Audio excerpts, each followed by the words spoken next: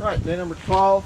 I'd like to start off by saying that I've been using the sander the wrong way. Initially I thought it was just crappy sandpaper.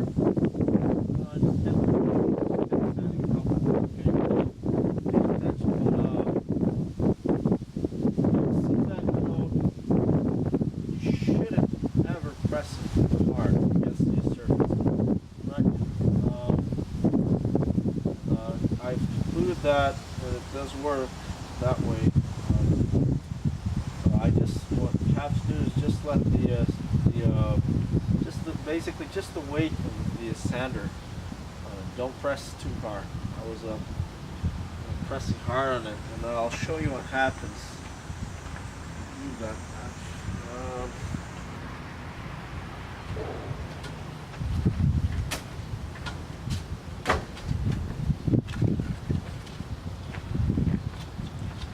I just did this little demonstration here on purpose, just to show you what happens when you press too hard with the sander.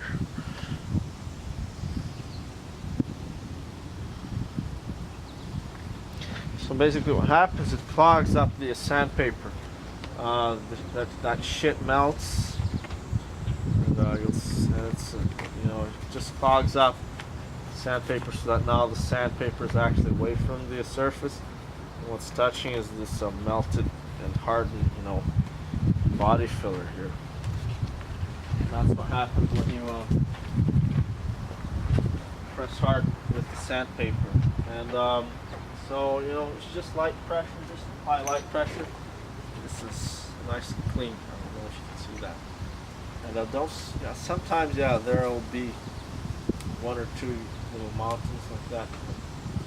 Just use my nail or something to stretch it off. One or two won't matter, but if you get like lots of them or one big one like the other sandpaper showed you, that's that. So once again, just light pressure.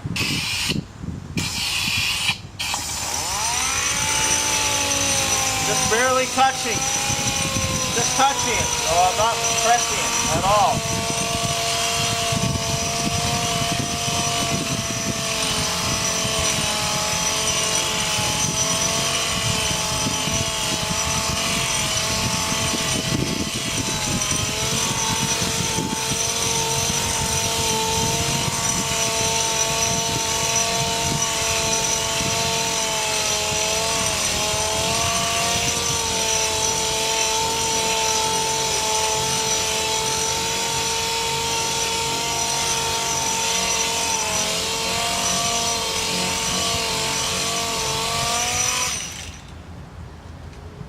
But I always prefer to use body filler to fill out any differences rather than sanding. You gotta keep in mind that sometimes if it's not sanding, that spot might just be because it's too low. There's a nick, dimple, or bulge there. But so that's one thing that I'm gonna mention. Okay, and you'll see that I already went ahead and put masking tape and just a regular sheet of paper on the window here, so that when I prime and paint it, it's not going to paint glass. I've actually seen some 3D bastards actually sell some sort of special paper to put on here. Don't be fooled by them. They just want your money. Just regular, A4 paper that you get from the store. You could even use plastic bags. Regular, plastic bag from the store. Just something that won't let the paint get in there. Obviously, if you're so goddamn dumb that you get the paint sprayed on here directly until the paper, drips paint. Now, obviously, it's going to soak through the other side. But the idea with the paper is, why would you do that? The idea of the paper is just to protect the glass and the chrome trim from overspray, right? So it's just going to be some overspray that comes here. So it's not going to be dripping wet, right? But I mean, if you're concerned about that, then just use a plastic bag. Okay, that's what I used on the other car. Plastic bags are impermeable. Even if you really spray it on there, for whatever dumb reason, it'll still protect what's underneath it. So I'm pretty much almost finished with sanding. I'm just starting to get the hang of this, guys. And what I'd like to mention is, when you find a bowl or a spot where there's a low spot, what you want to do is you actually need to spread the body filler a bigger surface area than that low spot. Right? So low spot is, let's say, 3 inches in diameter. You'll actually want to start spreading 5 inches around it. And here I just went ahead and applied body filler all the way down. It's actually only a very thin layer here, right? Because this is sheet metal. No, it's just because I find that sometimes that's easier than trying to find individual low spots. Just do the whole thing, right? If you want to find individual low and high spots, that's your preference. But I just went ahead and just put it around the whole thing, right? And it actually helps paint adhesion, I guess. Not really, but that's what I prefer. Another very important thing I should say. It's best not to use different color fillers. So this hardener. So the hardener that originally came with this the body filler here is blue. And so once you get it mixed with the body filler is actually blue, sort of bluish. But I had a hardener, an unfinished hardener that was red. And basically what it does, it makes the filler red, or actually sort of pinkish. Now the problem with that is that now you have different colors. And with different colors, it's hard to tell where the low and high spots are, where it's still needs more sanding. So that's why I highly recommend you not use different colors. Okay? If you do happen to use different colors, just so that you use up all of your hardener, I guess what you could do is just put a single color hardener on top of it. So for example, I use the red hardener first.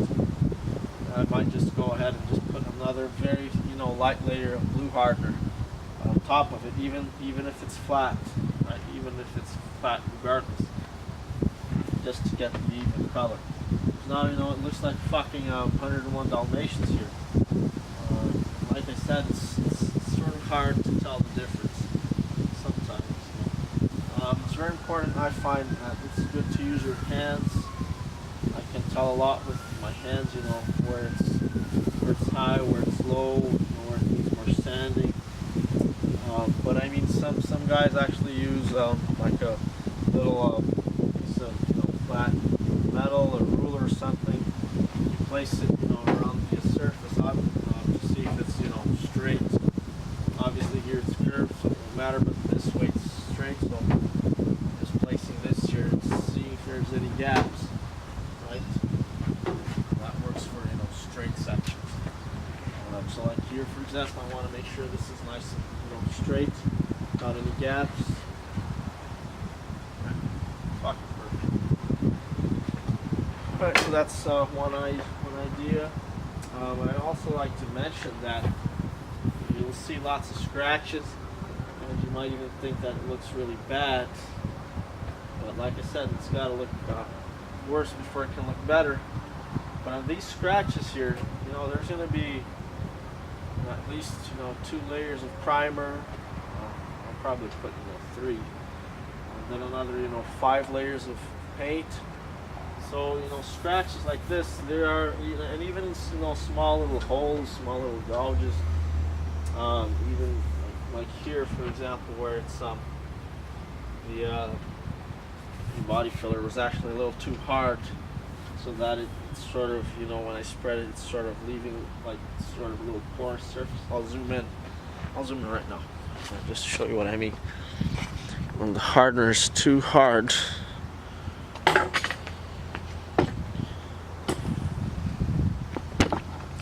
but you still want to use it anyways.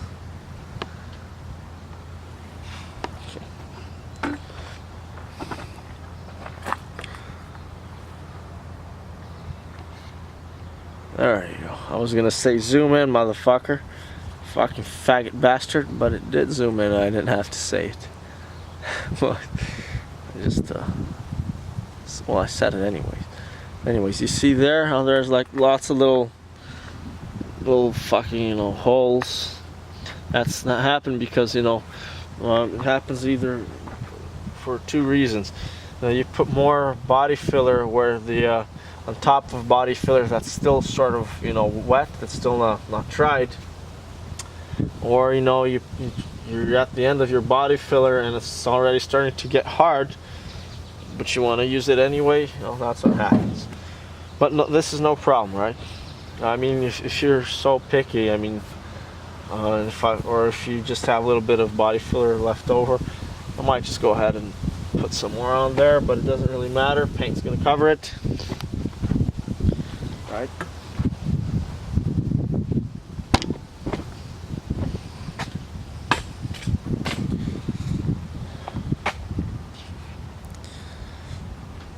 Now, the last thing I'd like to mention before going back to work here is these lines here.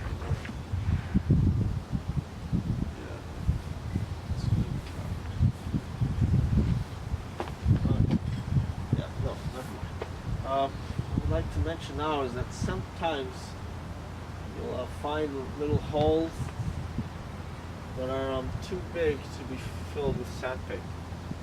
I just like to go ahead and mark them with the marker, just whatever it means, or pencil, whatever you want to use. It just saves me time so that I'm not looking for it while I have the body filler on my hand. So I'm just going to go ahead and mark wherever needs to be marked.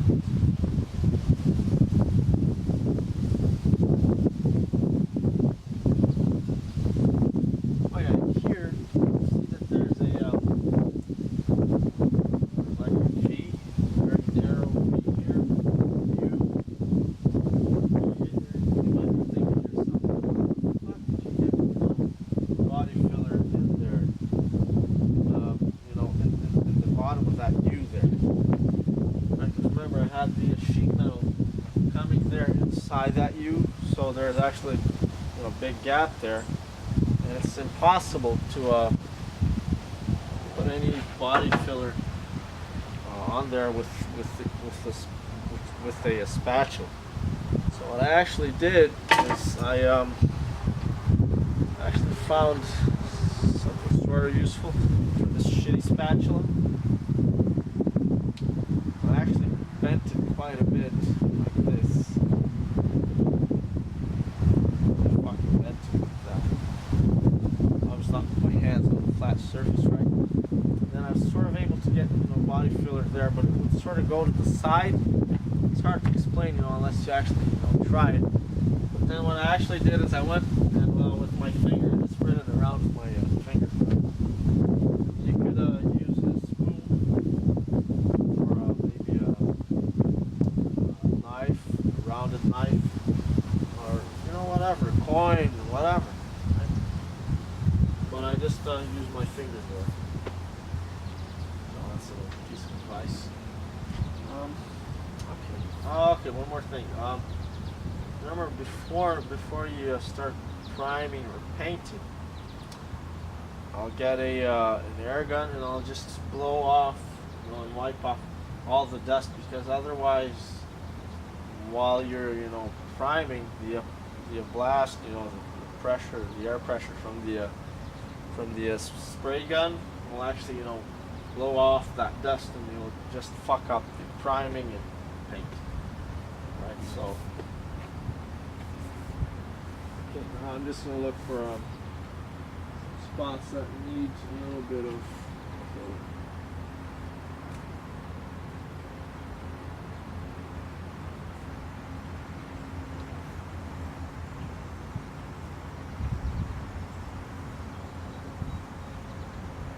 woo, woo, fucking the car.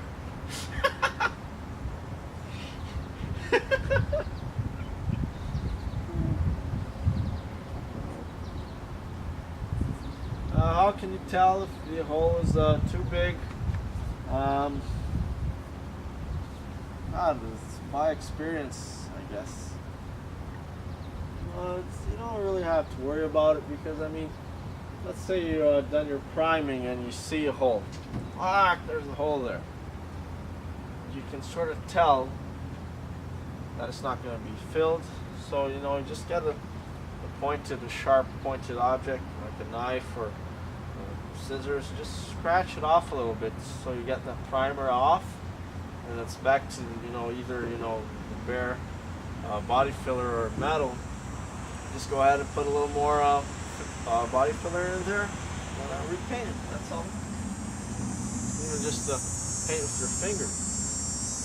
But it's important to get that done before you put the paint, because the paint has to be perfect priming.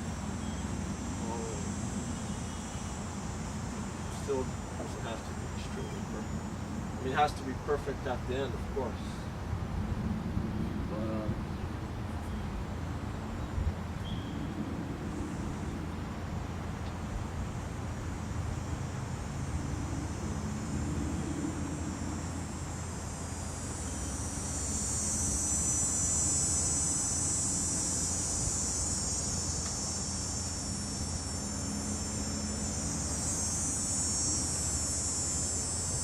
Oppa Gangnam Style. Hey, oh, sexy lady. Whoop, whoop.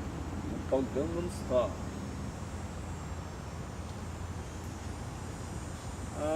As a rule of thumb, anything deeper than a scratch has to be filled in. Yeah, whoa, sexy lady. Whoop, whoop. Gangnam Style. Yoji, yaji, noji, yeji, yaja. Yoja.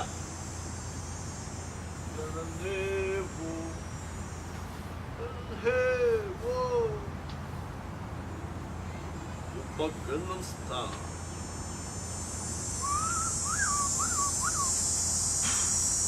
Oppa Gangnam Style.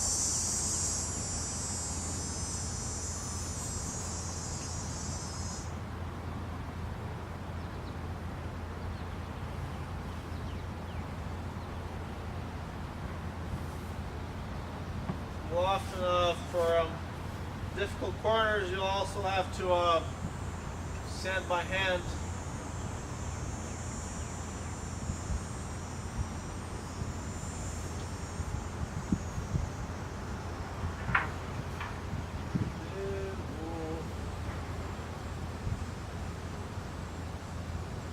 Hey, hey, whoa.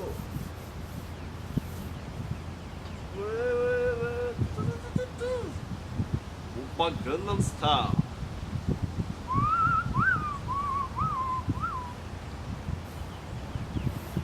Ella yoji, naji, yoji, yeji, noja.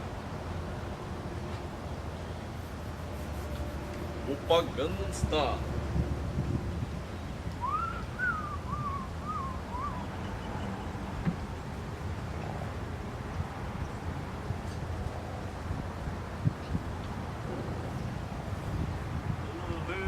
Hey.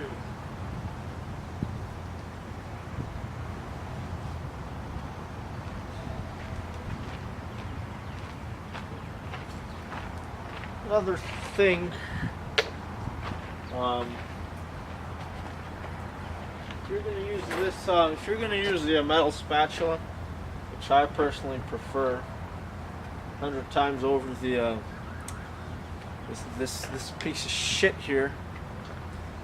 The thing with this is, your hands start to hurt because it's very malleable. So a lot of times you really have to, press it down really hard. Whereas this, it's metal. You got a nice handle here. You can just, it's much easier. But it's a preference, right? Maybe you prefer that shit. So people like to eat shit. It's your prerogative. But anyways, what I like to do here is the edges here are very sharp, and so a lot of times you'll find that if you just use it like this, and whatever slight movement of your hand causes like a line, gouge. So what I'd like to do is just cut off a very small piece from the edge, just to, or you can just grind it off. Hopefully this comes. It's just a tiny piece off the edge there. This will help. This will cause the next layer can easily make them flush with each other. I'm just gonna.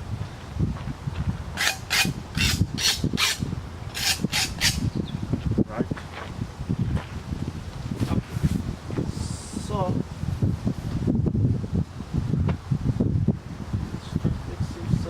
Body film.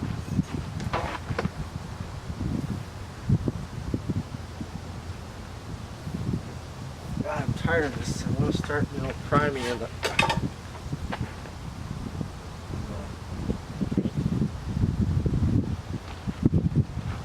Like I said, in an ideal environment where you have, a barn, you just weld the entire, all that needs to be welded. And then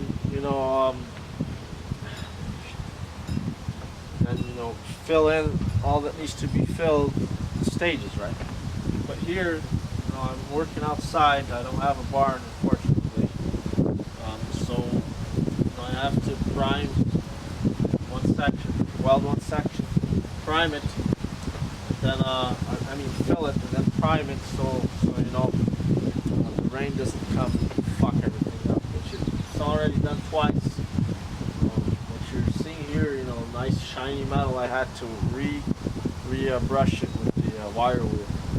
So I'm just going to go ahead and prime this. That's nice and protected. I'm not going to paint it. Priming is enough for now. Just like I said, just so that the rain doesn't come and ruin my work. Okay.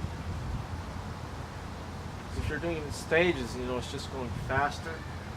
If you're not like I am here, you're welding and then you're priming, clean up,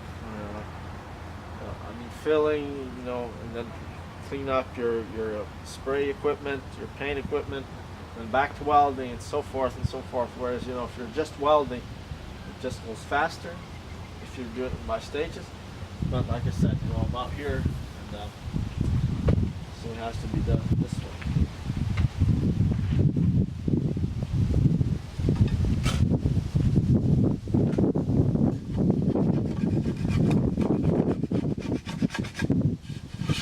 I actually found a pretty good use for a tile here. I'll show you. For tiles.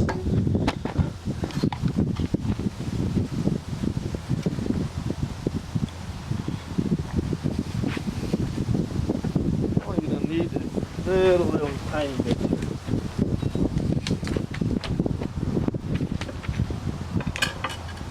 Mix it up.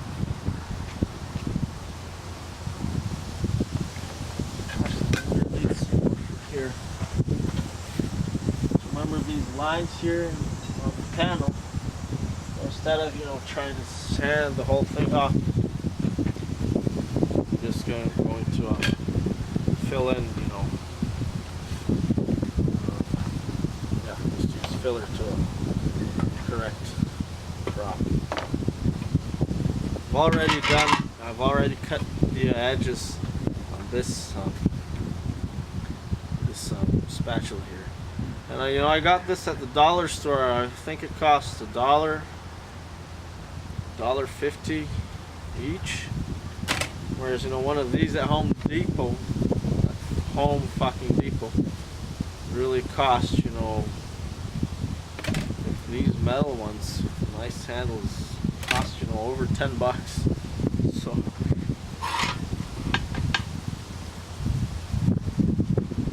no way, guys. Get materials for cars at Home Depot and the dollar store. Huh?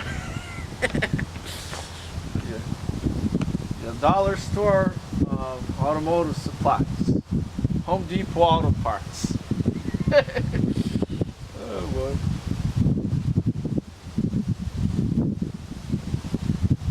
Since we're talking about Home Depot, I actually mentioned that for the exhaust of my car, I actually used a plumbing pipe, a regular black pipe for the exhaust, instead of paying hundreds of dollars to get a thin, shitty, standard exhaust pipe. Guys, I know my dad laughed at me because you're getting auto parts, you're making exhaust system from Home Depot. What the fuck, man? What the fuck? But the thing is, guys, the black pipe is like it's like 5 times thicker than the normal exhaust pipes. I don't know why the fuck they make them so thin. But the black pipe, it'll last forever fucking ever. And no issues with the car, no problem. Right? So if you're gonna redo your exhaust, just go over to Home Depot Auto Parts and get your exhaust pipe from there. Like I said, you see I mixed a lot, but I'm not going to worry about the details yet. I'm just going to start with where it needs more. If I start with the little holes, then it'll just dry up.